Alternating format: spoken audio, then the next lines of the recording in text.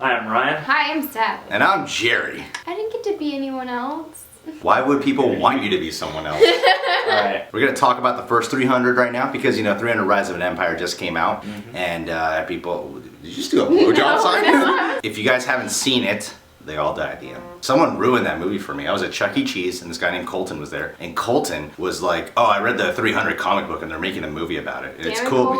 It's cool because, it's one of those stories where all the heroes die at the end. And I was like, why the fuck would you tell me that? And he's like, because it's in the history books. People already know. I'm like, well, do I look like I read history, you motherfucker? But that was real. This is a true story. This is a true story. That's what I thought. Yeah, but then I took home like a bunch of tickets and I saved for a bigger prize.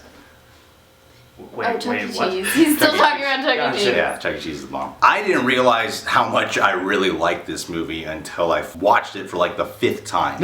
Like every time I watched it, I said what a lot of people said, like, oh, it's there's no story, there's no characters, just a bunch of visuals. And then when I watched it this time, I was like, this film is fucking brilliant. Not just because of the action and visuals, but it's like there's a narrator telling the story, and he's telling like a legendary tale, and he's talking about the times of battle. Imagine like when warriors tell stories, that's what you're gonna see, and it's cool that's on slow motion because you're like telling the tale that way. It's done through the imagery. Well, exactly. I mean, that's what's always worked for me about this movie is because it is a soldier's poem, essentially. It's exactly the kind of story a soldier would have told around a campfire to rile his troops up for, it's like that's what Beowulf is. Those stories, even in mythology and stuff, were always big and macho and, crazy like that. So it never bothered me that it was an action-heavy, warrior movie. I think this film captured the essence of just storytelling in general, and especially from that time, because I'm sure they didn't have those big, golem-looking things and big giants and back in the day, but that's how they told the stories to make it seem. Didn't talk like this. Yeah, to make it seem more theatrical and more epic than it actually was. But I thought it had a really cool video game feel to it. I was going into this watching it because I just saw it, and it's been like how many years since it came out? Because I always just thought it was gonna be a stupid action flick that's just all blood and gore, and that's what I was expecting. But I actually really loved the characters. I didn't think it lacked any story at all. Sometimes narrators in movies can be really weird, and sometimes they can be a little bit out of place, or you're like, that guy's talking again. But this narrator actually,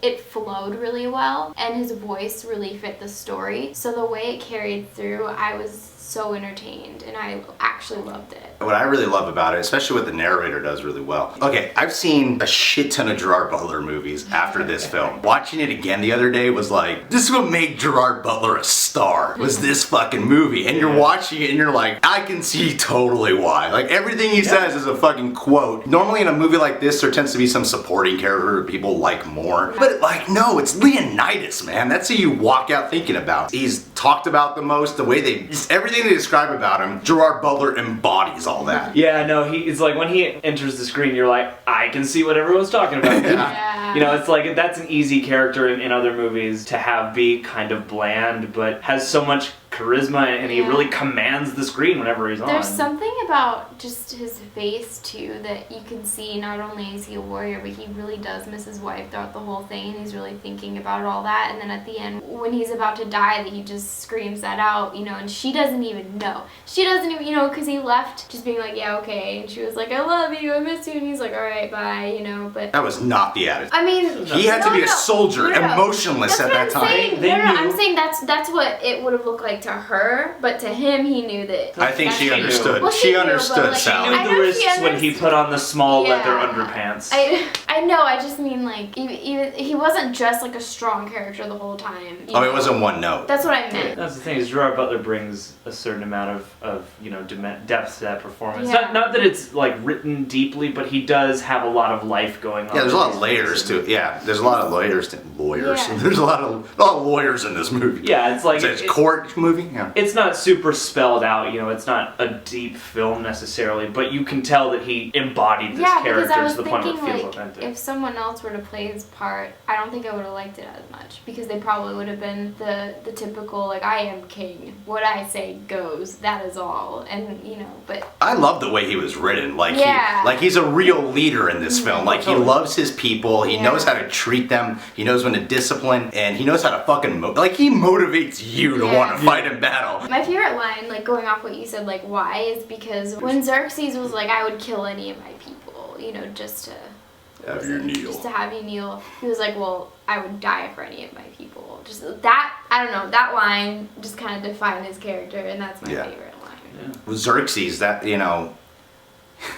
he's a funny villain because the first time you see him, you're like, what a drag queen. And he's supposed to be like this intimidating guy. I think some people take it as intimidating, and some people take it as like, it's kind of a joke. Back in the day, to have a guy with all that on was really intimidating. And he's obsessed with getting people to kneel. That's most of his lines. He's huge. I mean, he's like 8 or 9 feet tall, whatever they say. He's gigantic. He's vain. He's prideful. You know, like he is a homosexual.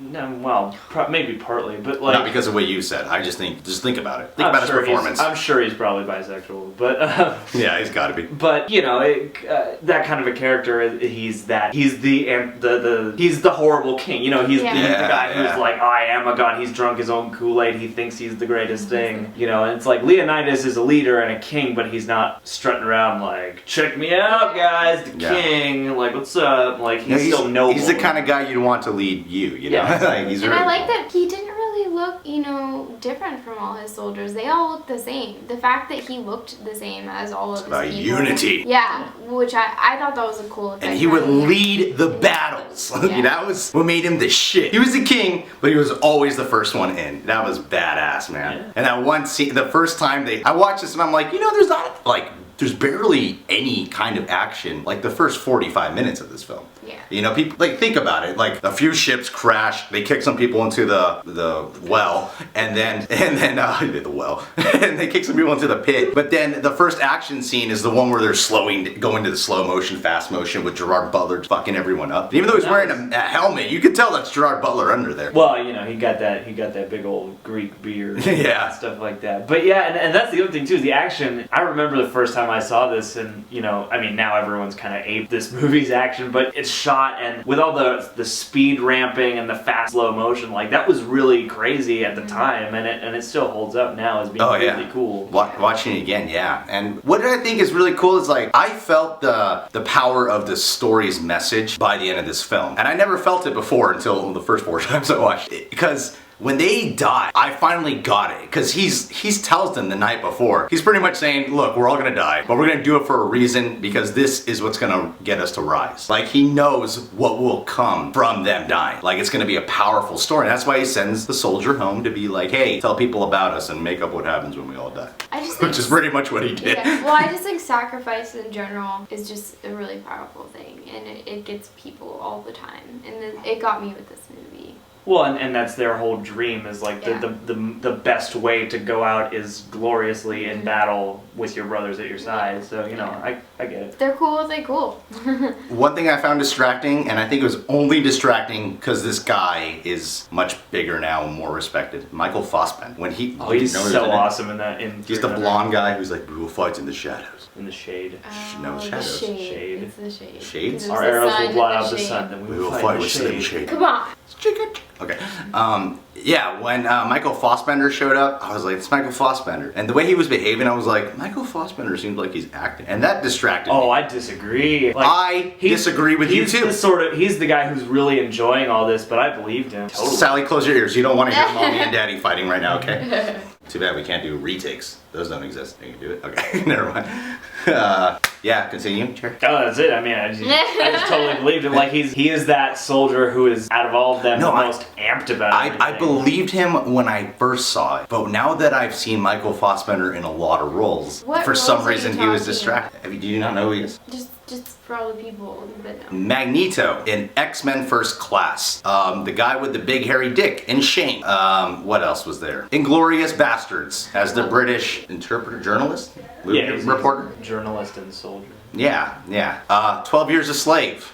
Yeah, you know, talking about Michael Fassbender movies tends to bore Sally. I mean, I guess X-Men of all of them is the closest to this movie. Yeah, but I'm basically saying that, like, he didn't do a bad job by any means. It was just a little distracting this time around. As opposed to when I saw Gerard Butler's character, I just bought Leonidas. I never thought about Gerard Butler. I think what you mean is that, for example, Bryan Cranston is a great actor, but now after Breaking Bad, everyone's just going to be distracted because in Godzilla, they're like, it's Heisenberg blowing up the place. Actually, Sally, it's more like Breaking Bad, and then you go back and revisit Malcolm in the Middle, and you're like, I feel like he's acting a little bit in this one. He's playing more broad. Yes. I know what you mean. Yes. I can't say I agree because I don't know Who what Michael you're Fassbender is. talking Yeah. about. Tell the audience who some movies Michael Fassbender has been in. Yeah. Because I know who he is. The other thing I like about 300 is that it's one of those movies, you know, anything with warriors, you always have a number of them and they all have different personalities. But 300, just as a whole piece, I felt like was cast really well because there's not a whole lot of, you know, gradient between the caliber. I don't know exactly how to say it, but like,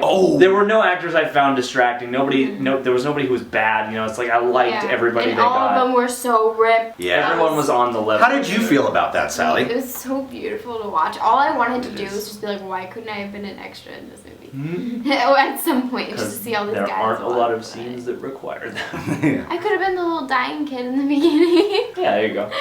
Yeah. But yeah, and you got, who else? Okay. David Wenham is in Who's it. that? He was in Lord of the No, Rings. who's the character? Who's the character? Delio.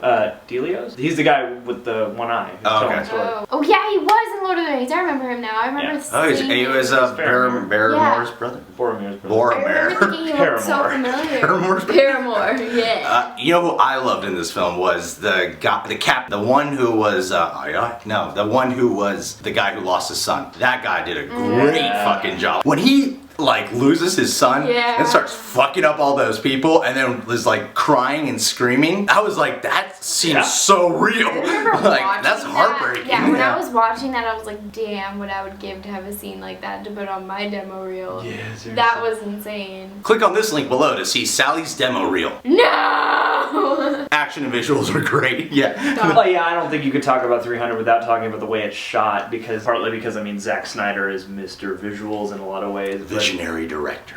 I haven't read the book, but I've perused it, and it really seems like they did a fantastic job of making it look exactly like those drawings. Because every shot is composed and picturesque, even, you know, when people are talking and it's just coverage. Like, everything looks incredible. Like, not to discredit Zack Snyder, because I think he did a great job with this film. But, okay, real fast, music was bomb diggity too. Oh yeah. The thing with Zack Snyder is he gets all the credit usually, but I'm thinking the visual effects department has a lot more to do with this than Zack Snyder going, I want it to look like the comic book. Well, yes and no, but I'm talking about framing, like just the way shots are framed. I think it's a synthesis of the two, because this is another movie like Sin City where they shot I'm not everything. talking about your thing, Jerry. I was saying my own thing. I'm piggybacking on you because I said this is another movie like Sin City where That's not I am grabbing that idea and embellishing it. This movie is like Sin City because they shot it all against green screens and they painted in all the backgrounds, and so I think it's a synthesis of the two. You know, the visual effects. I'm sure Zack Snyder had something to do with all that framing and when to slow down and speed up. I don't think he did. Judging by all of his movies having a similar style, I think he had something to do. I think you're wrong there, Jerry.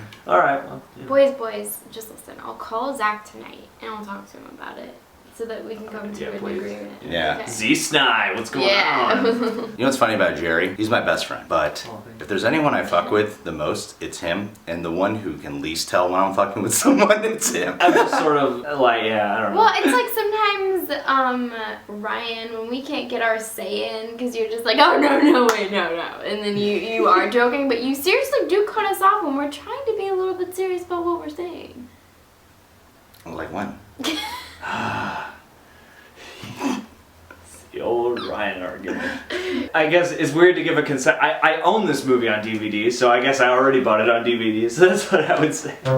It's definitely worth owning. It's a fun one to pull out, you know. It's not too light, not too heavy, it's thrilling, it's a good time, you know. I do own it, so yeah. So I would buy it. What about you, Ryan? I would also buy it. Ryan, I'm sorry. Here, why don't you fuck with me right now? Thanks for watching. Oh, there's a button here. You can subscribe to the channel. That's right. Just click the button. It's above Sally. Insert sex joke. And insert me pretending to be awkward but actually liking it. Did you hear what he just said? I got you laughing.